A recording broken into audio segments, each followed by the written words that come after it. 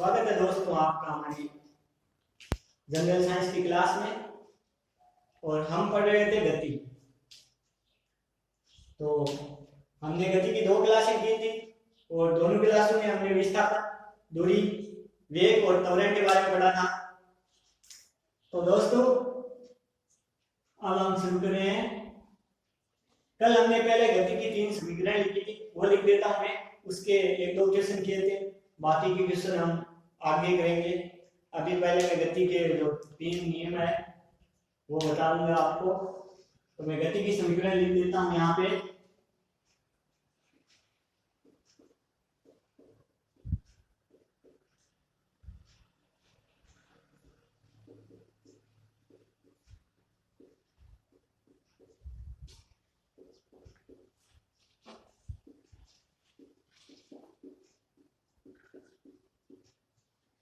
यहाँ पे v क्या है? अंतिम वेग। अंतिम वेग। u क्या है? प्रारंभिक वेग।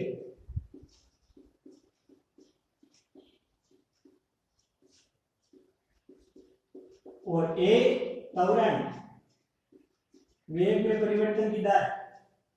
और t क्या है? समय। और s दूरी। तो ये 3 समीकरण पढ़ी थी हमने। और आज हम पढ़ेंगे जो गति के नियम है उनको। तो ठीक है दोस्तों, मैं गति के नियम, पहला नियम पढ़ते हैं पहले। जड़त्व का नियम भी कहते हैं उसे।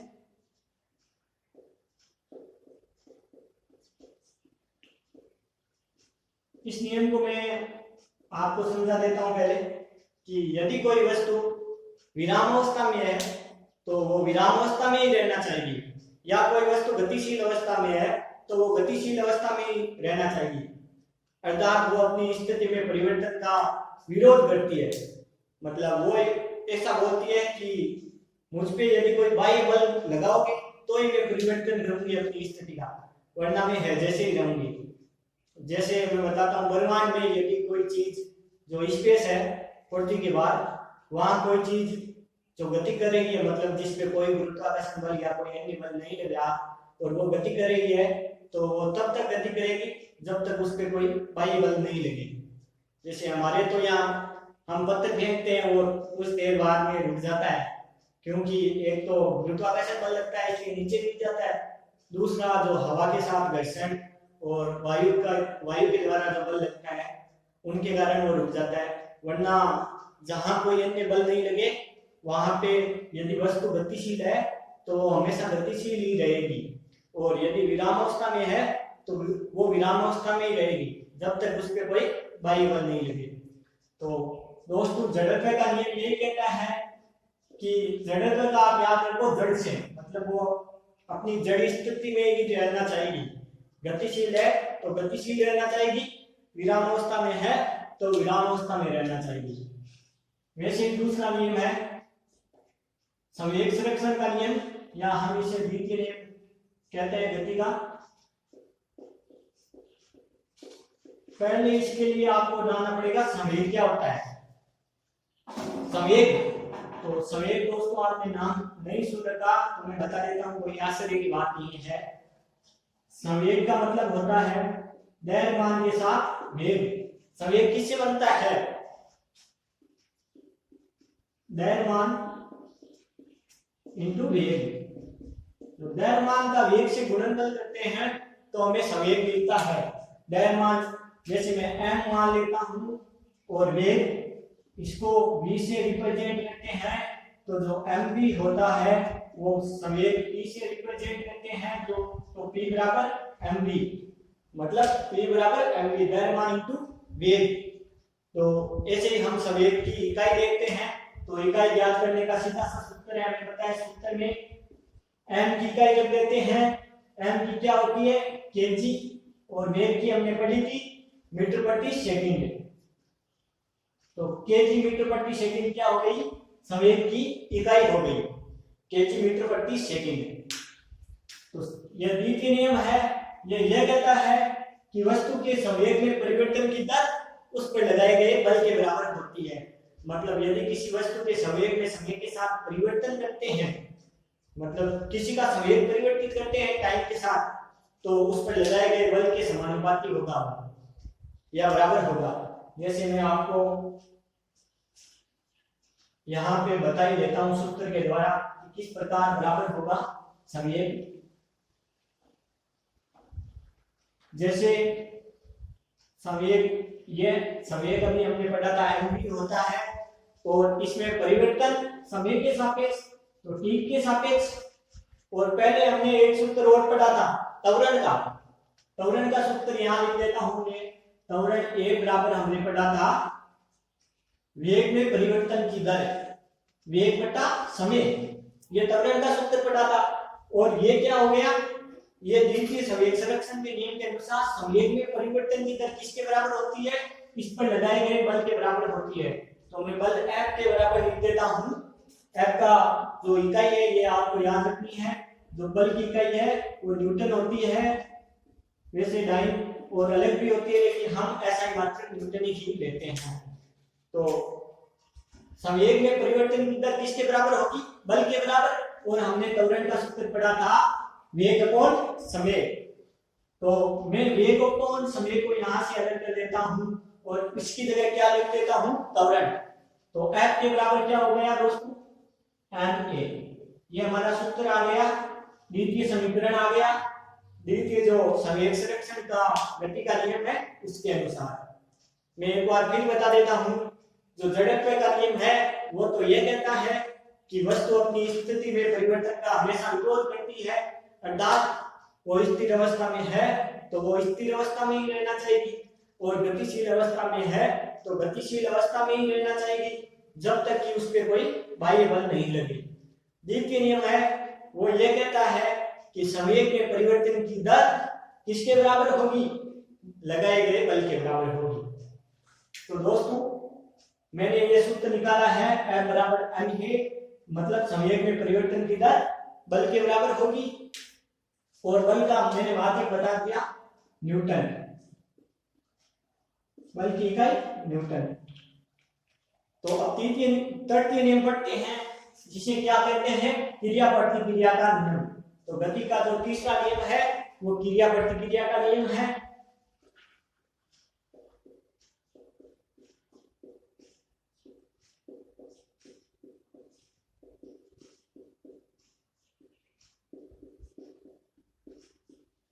क्रिया प्रतिक्रिया का नियम क्या कहता है, जो गति का तीसरा नियम है क्रिया प्रतिक्रिया का नियम, ये यह कहता है कि जो ब्रह्मांड में जितनी भी क्रिया है उस हर क्रिया की एक प्रतिक्रिया होती है।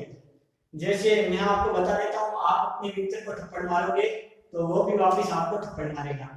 वैसे ये मजाक की बात है, लेकिन क्रिया प्रतिक्रिया का नियम यही कहता है कि ब्रह्मांड में हर क्रिया की प्रतिक्रिया होती है।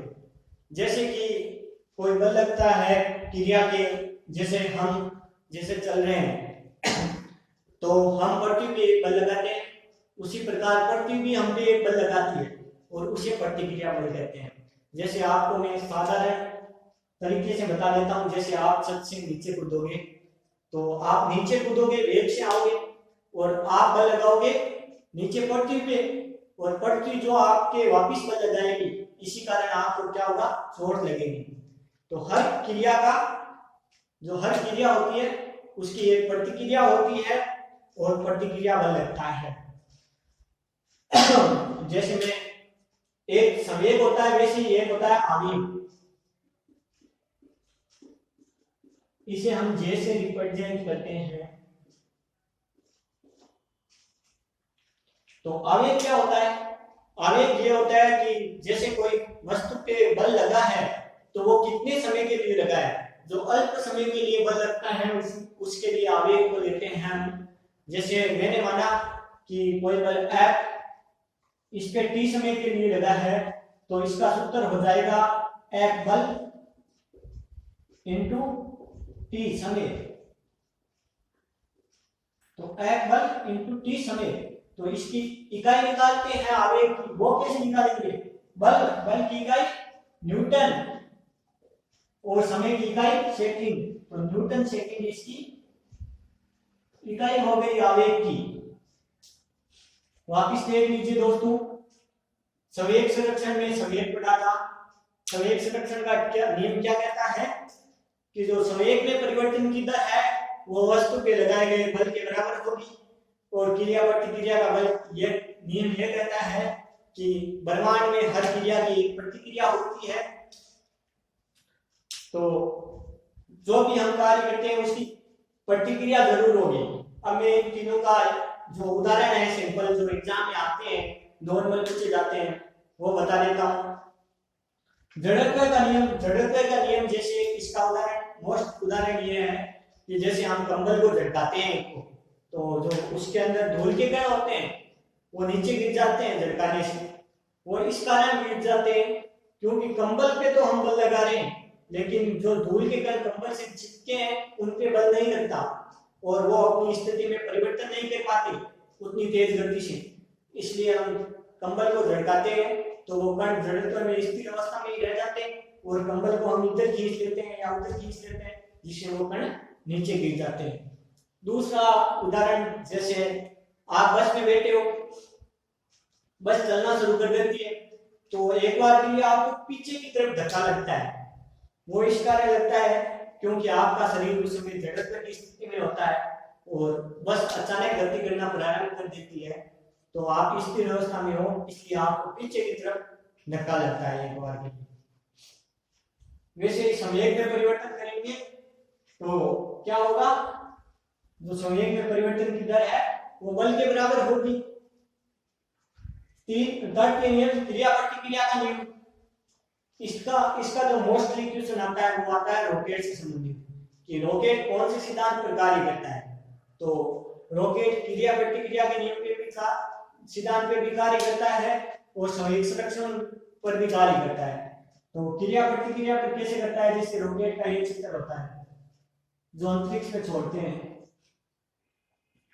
ऐसी अवस्था में होती है कुछ रॉकेट। तो जो रॉकेट ऊपर की तरफ गति करती है तो रॉकेट के पीछे यहाँ इंजन होते हैं, अलग अलग इंजन जो क्या करते हैं, थ्रस्ट उत्पन्न करते हैं, मतलब क्या बोलते हैं हिंदी में, धुआं, मतलब जो एक प्रकार की गैसें उत्पन्न करते हैं। और वो गैसें क्या होती है, पीछे की तरफ तेज गति से निकलती है। जो गैसें होती है रॉकेट के इंजन से निकलने वाली वो पीछे की तरफ तेज गति से निकलती है और उससे क्या होती है, एक क्रिया बल होता है। जो क्रिया बल लगता है नीचे की तरफ, तो नीचे की तरफ जो क्रिया बल लगता है उसी के बराबर एक ऊपर की तरफ बल लगता है प्रतिक्रिया बल, और इसी प्रतिक्रिया बल के कारण रॉकेट ऊपर की ओर गति करता है।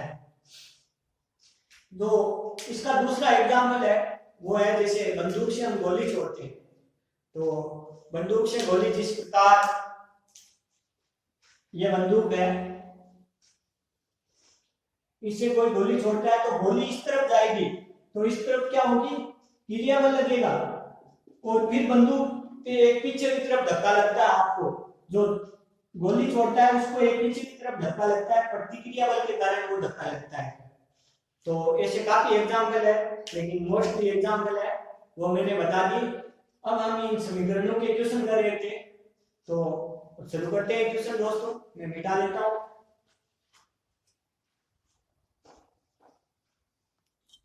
ठीक है दोस्तों, तो ये क्वेश्चन है, यदि किसी वस्तु का द्रव्यमान दिया गया है, द्रव्यमान को हम m से लिखते हैं, m बराबर 2 kg दिया हुआ है।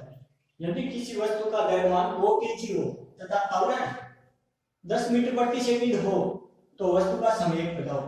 तो द्रव्यमान m बराबर 2 kg, त्वरण को हम a से लिखते हैं इसलिए a का मान दिया हुआ है 10 मीटर प्रति सेकंड स्क्वायर हो, तो संवेग बताओ। हमने संवेग पूछा है, सीधा सा सूत्र मैंने अभी बताया था। संवेग का सूत्र होता है, संवेग को p से लिखते हैं और p बराबर m इंटू v होता है। तो संवेग p बराबर m 2 kg और जो वेग है वो कितना है, वेग दिया नहीं हुआ, त्वरण दिया हुआ है, इसलिए हम क्वेश्चन में क्या समय भी दिया हुआ होगा साथ में, कि त्वरण कितने समय के लिए लगता है यार।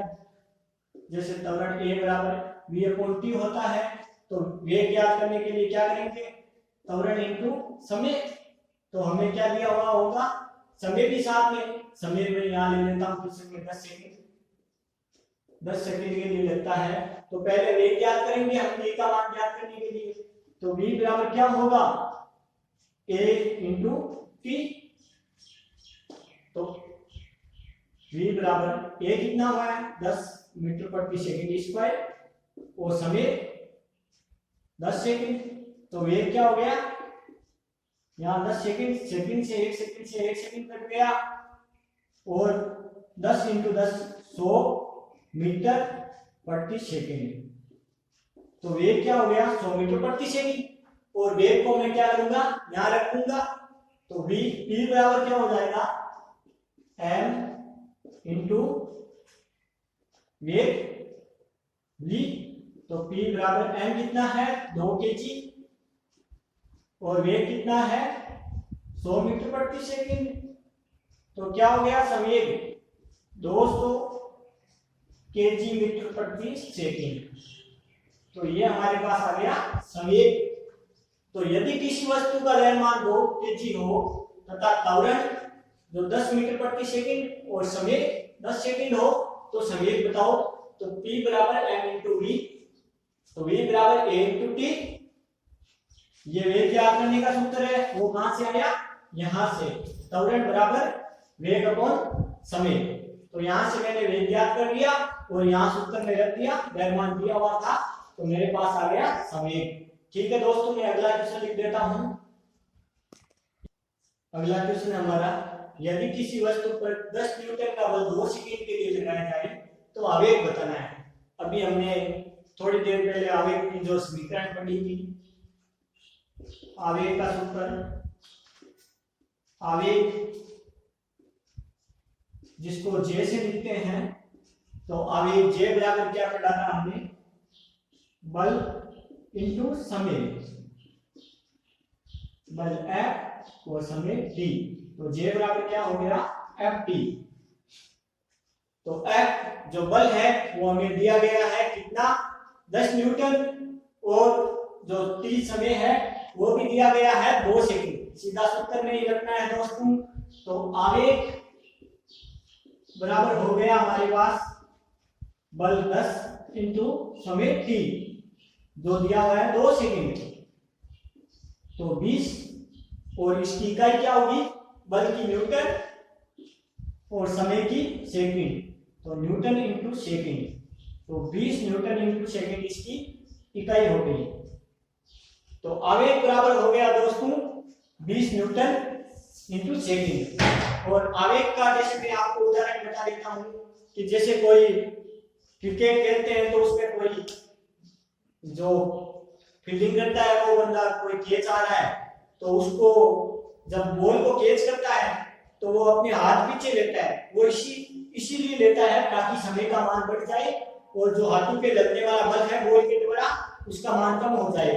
क्योंकि यहाँ T का मान बढ़ेगा तो F का मान कम होगा, और F का मान बढ़ेगा तो T का कम होगा। इसलिए वो समय को जैसे हाथों को पीछे लेता है ताकि उसके हाथों को समय मिल जाए बल का मान कम करने के लिए। इसी कारण हाथों को चोट नहीं लगती।